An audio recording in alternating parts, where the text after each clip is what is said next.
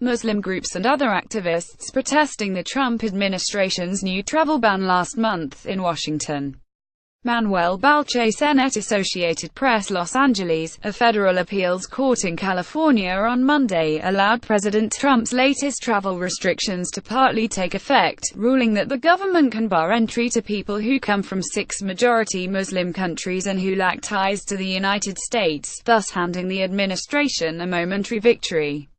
In a 12-paragraph order, a panel of 3 judges from the United States Court of Appeals for the Ninth Circuit in San Francisco ruled on the administration's request to block a lower court's decision, from a federal judge in Hawaii, that prevented the latest travel policy from being implemented. The appeals panel on Monday upheld that ruling for people with a bona fide relationship with close family or an entity in the United States, like a university or company. But the court blocked the lower court's decision for people from the 6 countries without such ties, meaning they can now be kept from entering the United States. The restrictions will apply to travelers from Chad, Iran, Libya, Somalia, Syria and Yemen. The latest ban also blocks travel by certain Venezuelan government officials, and most North Korean courts have not stopped the administration from enacting the restrictions on those countries. Lauren Essom, a spokeswoman for the Justice Department, said on Monday, "We are reviewing the court's order, and the government will begin enforcing the travel proclamation consistent with a partial stay." She added that the administration, which continues to appeal the lower court's ruling, believes that the ban should be allowed to take effect in its entirety, regardless of whether someone has a tie to the United States. It is unclear how many people who enter the United States have ties to the country. In general, people who come with an immigrant visa have a familial relation that enabled them to qualify for a green card, or legal permanent residency. Students and people with job offers would most likely be considered to have a tie to a United States organization, but those who come for vacation or medical care would not.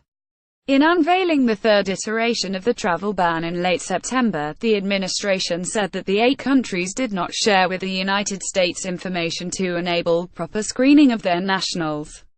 The administration crafted the latest policy after judges ruled that the previous 2 versions were unconstitutional attempts to bar Muslims from the country and violated the Constitution.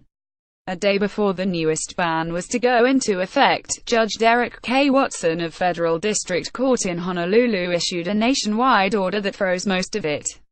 A day later, a federal judge in Maryland issued a similar but narrower order, which halted the ban only for people with bona fide ties to the United States.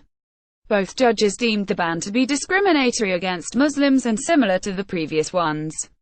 In Maryland, Judge Theodore D. Juang of the Federal District Court in Greenbelt cited the president's statements and Twitter messages criticizing Muslims to justify his ruling.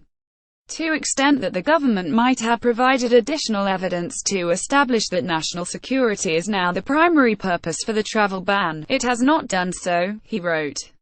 In Hawaii, Judge Watson wrote that the latest ban suffers from precisely the same malas as its predecessor. The Trump administration appealed both decisions, citing national security concerns.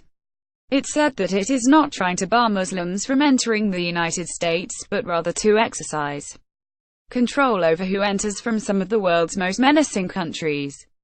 The Ninth Circuit's decision on Monday limits the scope of the Hawaii injunction and brings it in line with the one issued in Maryland. "This is certainly good for the administration," conceded Betsy Fisher, policy director for the International Refugee Assistance Project, the lead plaintiff in the Maryland case. Ms. Fisher added that for travelers from the 6 countries, however, everyone can expect longer processing times to allow for proving bona fide relationships. The Supreme Court was scheduled to review the 2nd version of the ban when Mr. Trump issued the 3rd, and legal experts believe the latest version will reach the top court. Last month, Mr. Trump signed an executive order to resume the refugee resettlement program, which had virtually ground to a halt in June. But that order also imposed new restrictions on 11 countries until the government has completed a 90-day review of security measures.